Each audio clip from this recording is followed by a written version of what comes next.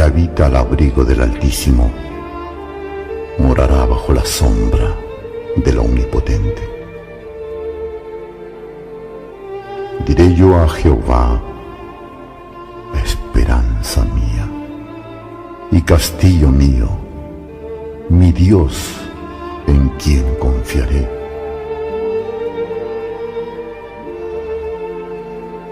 Él te librará del lazo del cazador, de la peste destructora. Con sus plumas te cubrirá y debajo de sus alas estarás seguro. Escudo y adarga es su verdad. No temerás el terror nocturno, ni saeta que vuele de día, ni pestilencia que ande en oscuridad, ni mortandad que en medio del día destruya. Caerán a tu lado 1000 y 10.000 a tu diestra, mas a ti no llegará. Ciertamente con tus ojos mirarás y verás la recompensa de los impíos, porque has puesto a Jehová, que es mi esperanza, al Altísimo por tu habitación. No te sobrevendrá mal, ni plaga tocará tu morada, pues a sus ángeles mandará acerca de ti, que te guarden en todos tus caminos. En las manos te llevarán, para que tu pie no tropiece en piedra. Sobre el león y el áspid pisarás, hollarás al cachorro del león y al dragón. Por cuanto en mí ha puesto su amor, yo también lo libraré. Le pondré en alto por cuanto ha conocido mi nombre. Me invocará y yo le responderé. Con él estaré yo en la angustia. Lo libraré y le glorificaré. Lo saciaré de larga vida y le mostraré mi salvación.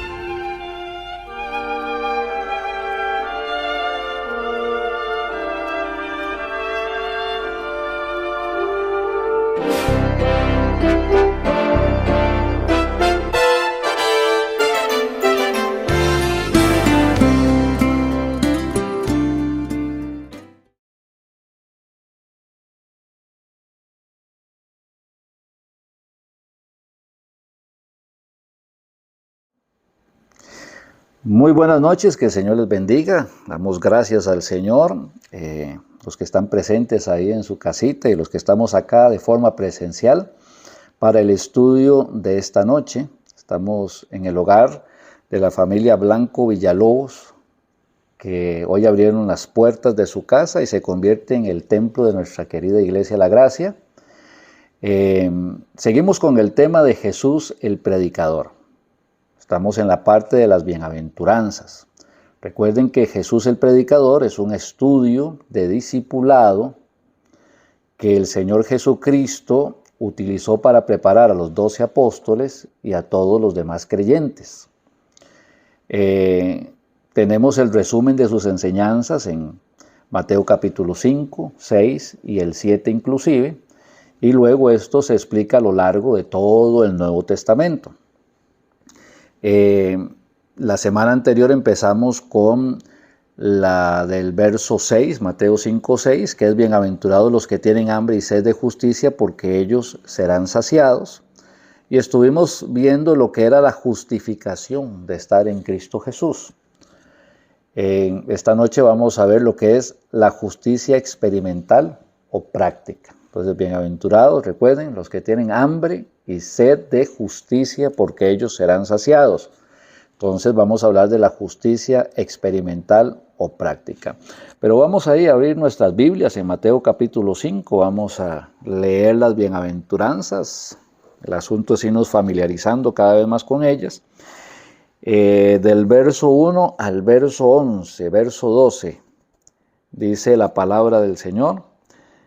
Viendo la multitud, está hablando del Señor Jesucristo, viendo la multitud subió al monte. Y sentándose vinieron a él sus discípulos, y abriendo su boca les enseñaba, diciendo: bienaventurados, felices, dichosos, gozosos, bienaventurados los pobres en espíritu, porque de ellos es el reino de los cielos. Bienaventurados, felices, dichosos, gozosos, los que lloran, porque ellos recibirán consolación. Bienaventurados, felices, dichosos, gozosos, los mansos, porque ellos recibirán la tierra por heredad. Bienaventurados, felices, dichosos, gozosos, los que tienen hambre y sed de justicia, porque ellos serán saciados. Bienaventurados los misericordiosos, porque ellos alcanzarán misericordia. Bienaventurados los de limpio corazón, porque ellos verán a Dios. Bienaventurados los pacificadores, porque ellos serán llamados hijos de Dios. Bienaventurados los que padecen persecución por causa de la justicia, porque de ellos es el reino de los cielos. Bienaventurados, felices, dichosos, gozosos sois cuando por mi causa os vituperen y os persigan, y digan toda clase de mal contra vosotros mintiendo. Gozaos y alegraos, porque vuestro galardón es grande en los cielos, porque así persiguieron a los profetas que fueron antes de vosotros. La justicia experimental se origina por el accionar del Espíritu Santo en el corazón de un creyente. A esto es la experiencia de una nueva vida en Cristo. Una persona sin Jesucristo, que no ha conocido a Cristo, que no ha sido sellado con el Espíritu Santo, no ha sido bautizado con el Espíritu Santo de la promesa, nunca podrá exhibir una justicia experimental. ¿Por qué? Porque va a seguir viviendo en su naturaleza pecaminosa carnal. La acción del Espíritu Santo en cada uno de nosotros, recuerden que el Espíritu Santo es un residente permanente en el creyente. Como residente permanente en el creyente, está haciendo una labor, una acción, que es perfeccionarnos. Está formando a la persona, el carácter del Señor Jesucristo en cada uno de nosotros. Entonces, un creyente, verdadero creyente, alguien que realmente ha conocido a Jesucristo como Salvador, va a evidenciar en su vida diaria una justicia práctica. O sea, no se va a estar asociando con cosas pecaminosas. Debido a esta acción que hace el Espíritu Santo, esta acción divina en el corazón y en la mente del creyente, el egoísmo natural que tiene cada persona tiene que ceder, se quebranta y le da lugar a la ética cristiana, ¿no? Entonces, un creyente, vamos a tratar de ir un poquito despacio para asimilar la idea. En la humanidad del creyente lo que más se manifiesta es el egoísmo, el yo. ¿Verdad? Yo soy la persona más importante, yo soy el centro del universo. Eso se puede ver aún dentro de las familias, eso es causa de divorcio, donde el yo de cada uno es más importante que tú, el del otro, aunque se hayan prometido amor. Ese egoísmo, ese yo va cediendo, se quebranta por la persona del Espíritu Santo que está en él y da lugar a la ética cristiana. Ahora, ¿qué debemos de entender por ética cristiana? Es la práctica del bien y de las buenas obras, tales como fueron ordenadas por el Señor Jesucristo en las Escrituras. Entonces, cuando yo empiezo a leer Mateo 5, capítulo 6 y capítulo 7, me encuentro que el Señor Jesucristo ha dado una serie de directrices muy claras, para nada complicadas, muy sencillas de entender, que solo una persona que ha sido llena del Espíritu Santo logra accionar en su vida. Cuando un creyente en su necedad sigue queriendo vivir como el mundo y está más interesado en agradar al mundo que a Dios, primero debe preguntarse si es creyente, y segundo, si es creyente, es un creyente carnal que en lugar de estar glorificando al Señor, lo que está haciendo es menospreciando la sangre del Señor Jesucristo derramada en la cruz del Calvario por él. Entonces ahí tenemos, digamos, lo que sería dar lugar a la ética cristiana en la cual todos tenemos que estar. Y así es como vivimos entonces lo que es el cristianismo, que es el amor. En esto conocerán que sois mis discípulos. ¿En qué? Que os améis unos a otros. Ahora, decir amarse unos a otros es fácil, ¿verdad? Es un amor meramente nominal. No es amor, puede ser cariño que se empiezan a tener las personas, pero el amor es mucho más que el cariño. Aún el amor es mucho más que el cariño y que el respeto. El amor, ante los ojos de Dios, el amor es una experiencia de compromiso con las demás personas. Yo no puedo decir que amo a alguien si no estoy comprometido con esa persona. Y ya no es si la persona es buena o es mala, o si se merece o no se merece ser amada. Es que como creyente, la ética cristiana, el estar lleno del Espíritu, el estar controlado por el Espíritu, el estar en la nueva vida que cada uno de nosotros tenemos en Cristo Jesús, nos lleva a tener un amor comprometido. No meramente un amor casual en medio de una circunstancia X, sino un amor comprometido, un amor permanente, porque eso es lo que el Señor nos mostró en su vida. O sea, entendamos, el Señor Jesús viene y se reviste de humanidad para vivir amándonos de una manera activa hasta morir en la cruz del Calvario. Cuando el Señor dice que nos tenemos que amar los unos a los otros, esa es la manera como tenemos que amarlos. Es de una manera práctica. O en el texto donde dice que los maridos tienen que amar a sus mujeres como, y el ejemplo que se pone es el mismo Jesucristo, como Cristo amó a la iglesia. O sea, si el amor no es comprometido, si el amor no es permanente, no es amor. En todas las líneas de la vida que nosotros podamos tener.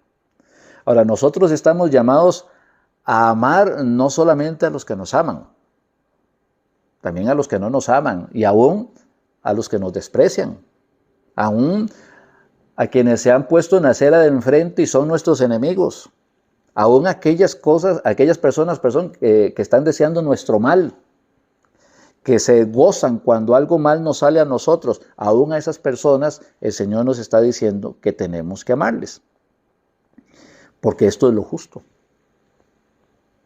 Si alguien ama la justicia, va a entender que si él fue perdonado por el Señor, ¿verdad?, para librarnos de la condenación eterna, y el perdón costó el precio del sacrificio de Cristo en la cruz del Calvario, no sería justo que los que somos beneficiados con ese perdón andemos despreciando a los demás, o andemos sin interesarnos por lo que le pasa a los demás, o gastemos nuestra vida buscando nuestro propio bien en lugar de acudir al llamado que el Señor nos está haciendo de amar al prójimo, de mostrarnos con el prójimo de manera comprometida para la honra y la gloria de Él y para bendición de las personas que nos puedan escuchar. Entonces, eso es lo justo. De la manera en que Dios me amó, es justo que yo también ame a las demás personas. Y repetimos, y no solamente a los que nos aman, es a quienes no nos aman también. Para esto es necesario entrar en lo que es la experiencia del perdón, que es de esas cosas que tal vez es lo que menos le agrada hacer al hombre. A las personas les gusta ser perdonadas, pero no les gusta perdonar. Las personas, mientras más años tienen, más resentimientos guardan. Y usted dice, pero tiene que perdonarle. Yo le perdoné, pero sigue hablando de las mismas circunstancias, sigue hablando en el mismo resentimiento. Y podemos guardar resentimientos aún con personas cercanas, no necesariamente con personas ajenas. ¿Cómo nos perdonó el Señor? Porque es justo que nosotros concedamos el perdón conforme el perdón que hemos recibido de Dios. ¿Cómo nos perdonó el Señor? El Señor nos perdonó en gracia. Y esto es importante detenerse un momento. El Señor nos perdonó en gracia, pero ¿qué es gracia? Gracia es el amor de Dios descendiendo. Es Jesucristo. Para venir a morir en la cruz del Calvario, derramando su sangre para perdonar nuestros pecados. Eso es gracia. Eso es el perdón de Dios en gracia. Misericordia es cuando yo miro la necesidad de otra persona, miro la miseria de otra persona, me toca el corazón y yo hago algo por esa persona. Eso es misericordia. Gracia y misericordia se parecen. Pero nosotros no fuimos perdonados en misericordia, sino en gracia. O sea, Dios tuvo que vestirse de humanidad, venir al mundo, morir en la cruz del Calvario, para que yo pueda tener salvación y vida eterna. Cuando yo voy a perdonar a una persona, yo tengo que perdonarla como Dios me perdonó, en gracia. No puede ser de otra manera. Ese es el verdadero perdón. Y ese perdón se otorga. Cuando Dios me perdona, ¿me perdonó por cuánto tiempo? ¿Hasta que yo vuelva a cometer un pecado? No, la palabra del Señor me muestra que el perdón que Dios me dio es un perdón permanente. Puede ser que yo peque y que como hijo el Señor me tenga que disciplinar. Pero eso no quiere decir que el Señor no me ha perdonado. El perdón que el Señor me otorgó es un perdón permanente. Y Dios quiere que de la misma manera en que yo fui perdonado, aprenda a perdonar. Que yo pueda perdonar a aquellas personas que me han ofendido, que me han dañado, que me han afligido, que me han hecho la vida imposible, que me han causado tristeza, que me han logrado que entre en depresión, etc. Dios quiere que yo perdone a esas personas de forma permanente. Y es muy posible, así como nosotros ofendemos a Dios de cuando en cuando, así cuando nosotros nos salimos del camino y cometemos algún pecado, es muy posible que esas personas a las cuales les estamos dando el perdón permanente nos vuelvan a ofender. Y aún que nos puedan ofender de una peor manera. Pero sin embargo, como hijos de Dios, esto es lo que va a manifestar la ética cristiana en nuestras vidas. El perdón. Otras cosas se pueden hacer dependiendo si tenemos posibilidades o no tenemos posibilidades de ayudar a alguien. Pero el perdón es lo que más nos cuesta otorgar, si es que lo hemos otorgado. A veces lo que hacemos es soportar, pero no perdonar. ¿Por qué hay tantos matrimonios que al final, estando en medio de dificultades, no logran restaurarse? Porque han aprendido a soportarse por un tiempo y ya no más. Entonces optan por el divorcio. El perdón en gracia, ser perdonados como el Señor nos perdonó. Y es que no hay otra manera de hacerlo. ¿Qué pasa si a una persona a la cual yo perdoné me vuelve a afectar? ¿Qué dice el Señor? Vea lo que dice Proverbios. Hay muchos textos que por razones de tiempo no los estoy mencionando, los estoy parafraseando, pero vamos a leer este de Proverbios capítulo 25. Proverbios capítulo 25.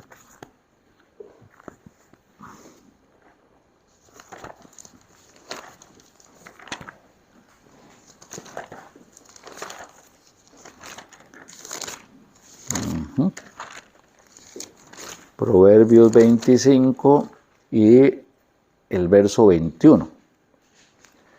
Dice la palabra del Señor: si el que te aborrece tuviere hambre, dale de comer pan, y si tuviere sed, dale de beber agua, porque ascuas amontonará sobre su cabeza y Jehová te lo pagará. Bueno, es lo que el Señor me está pidiendo que haga. No está diciendo el que necesita, el que me aborrece. Lo contrario al amor. El que me aborrece necesita. Y puede ser que haya sido tan mala persona que nadie le auxilie, que nadie le ayude, y yo estoy viendo que ese que me aborrece necesita. No voy a esperar a que me venga a pedir ayuda. Lo bonito sería en que yo muestre el amor de Dios primero, pero bueno, si me viene a pedir ayuda, si me viene a pedir alimento, me viene a pedir lo que necesite y yo lo tengo, yo se lo voy a dar. Ascuas amontonará sobre su cabeza. Va a causar tal estado de vergüenza de ver que alguien a que él ha despreciado tanto le esté ayudando que posiblemente venga el arrepentimiento. Cause ese efecto. Y Jehová te lo pagará. O sea, y Dios nos va a bendecir por hacerlo de esa manera. El perdón no se merece.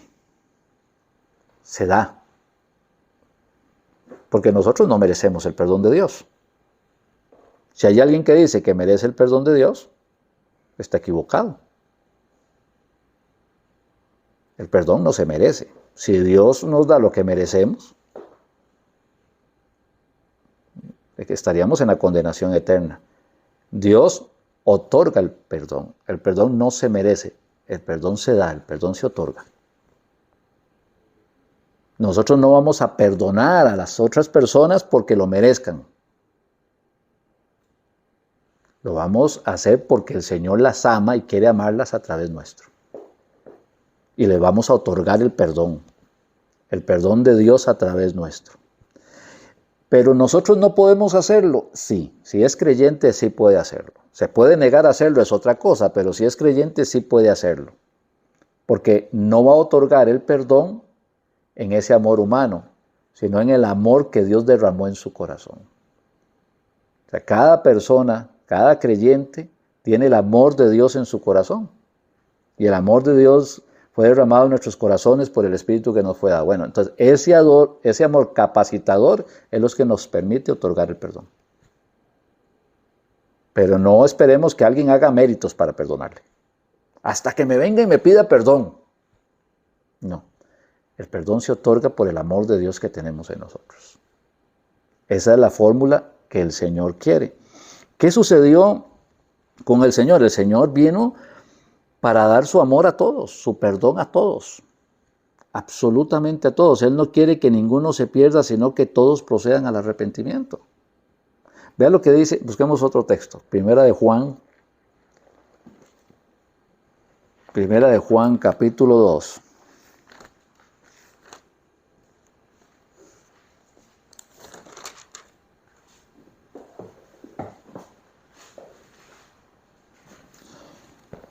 Para que vean cómo el texto lo que nos dice, cómo ese perdón de Dios es general. Dice 2:2, y Él es la propiciación por nuestros pecados, y no solamente por los nuestros, sino también por los de todo el mundo. Todo el mundo. El perdón de Dios es para todos. ¿Ok? Hay gente que lo va a rechazar. Sí. ¿Sí? La salvación, el perdón de Dios para todos. Hay gente que la va a rechazar, sí, porque amaron más las tinieblas que la luz, porque sus obras eran malas, porque no aman a Dios, porque no quieren doblar su brazo ante el Señor, no se quieren humillar delante de Él, no quieren recibir el regalo de vida eterna, aman su pecado, quieren seguir por esa línea, lo que sea. Pero eso no significa que Dios no los haya amado y que Dios no los haya querido perdonar. Simplemente no quieren recibirlo. ¿Okay? Y posiblemente nosotros vamos a encontrarnos en el camino con gente que no quiera recibir nuestro perdón. Eso no significa que no lo hayamos extendido. El perdón está ahí.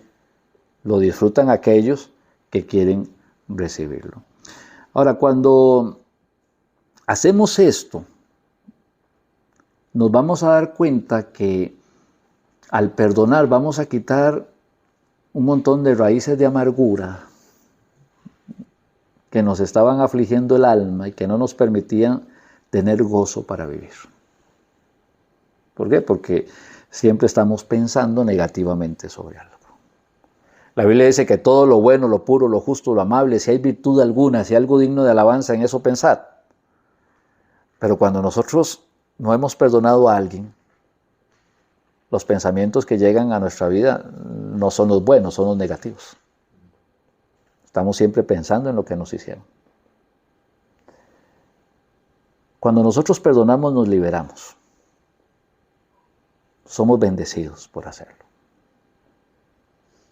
Vamos a ser felices, dichosos, gozosos, cuando justamente estamos haciendo lo que tenemos que hacer como cristianos. Así como yo fui perdonado, otorgo el perdón. Eso va a traer gozo a mi alma. No tristeza, no dolor, no aflicción.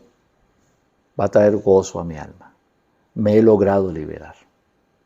Y lo puedo hacer, ¿por qué? Porque todo lo puedo en Cristo. Y lo más difícil de todo es perdonar. Y Dios nos está llamando a que podamos perdonar. Esa es su voluntad para nuestras vidas.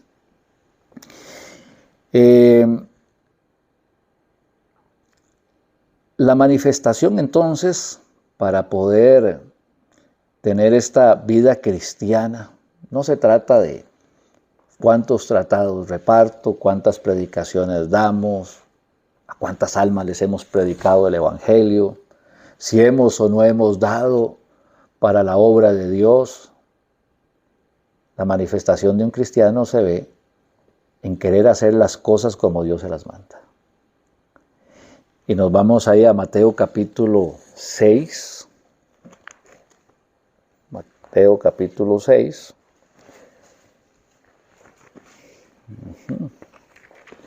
Y ahí en Mateo capítulo 6 es cuando el Señor les da un modelo de oración, enséñanos a orar, y el Señor les muestra unas normas para poder orar.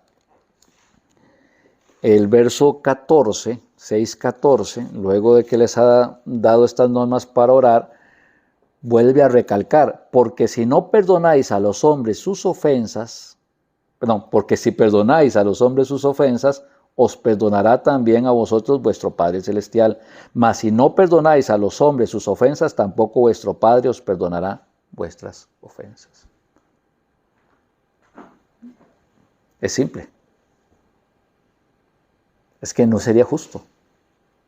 O sea, yo recibo los beneficios, pero no quiero dar los mismos beneficios a otras personas.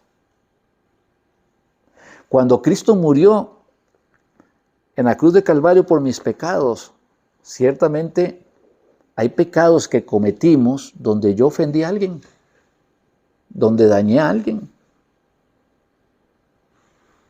donde hay personas que pueden estar resentidas, afligidas, hasta con raíces de amarguras por algo que yo haya hecho. Pero cuando yo vine a Cristo, el Señor me perdonó esos pecados.